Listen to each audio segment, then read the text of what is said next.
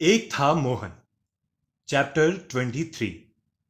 नाम फैलता गया, घर छोटे होते गए।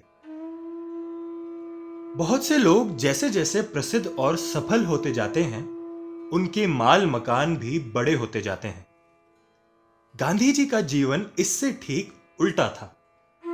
उनका यश दुनिया भर में फैलता गया, उनके घर छोटे होते गए। उनका जन्म एक आलीशान 3 मंजिले मकान में हुआ था।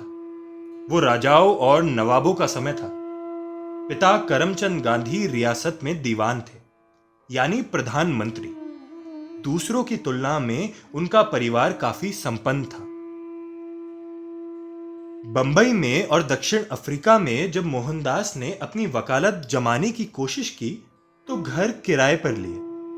अपना रुतबा जमाने के लिए उनमें शानो शौकत का सामान रखा और नौकर चाकर भी रखे, लेकिन उनसे नौकरों के साथ मालिक जैसा व्यवहार होता नहीं था। वे उन्हें दोस्त बना लेते थे। उनके भोलेपन की वजह से नौकर उन्हें धोखा देने लगे थे, उनसे धन खसोटने के लिए। दक्षिण अफ्रीका में सत्याग्रह शुरू होने पर मोहनदास को धन की आवश्यकता पड़ी।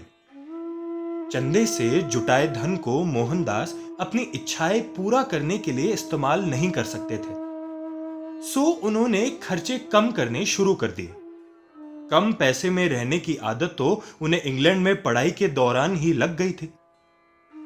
अब तो ऊंचे वकील का दिखावा भी चला गया था। फिर तो घर भी छूट गया। फीनिक्स शहर के पास एक सामूहिक बस्ती बसाई। यहां अपना पराया कुछ नहीं था, ना कोई नौकर था और ना मालिक ही। यहां के सभी घर रहने वालों ने अपने हाथ से बनाए थे। भारत लौटने के बाद मोहनदास को उनके एक मित्र ने अहमदाबाद के कोचरब इलाके में अपना बड़ा बंगला किराए पर दे दिया।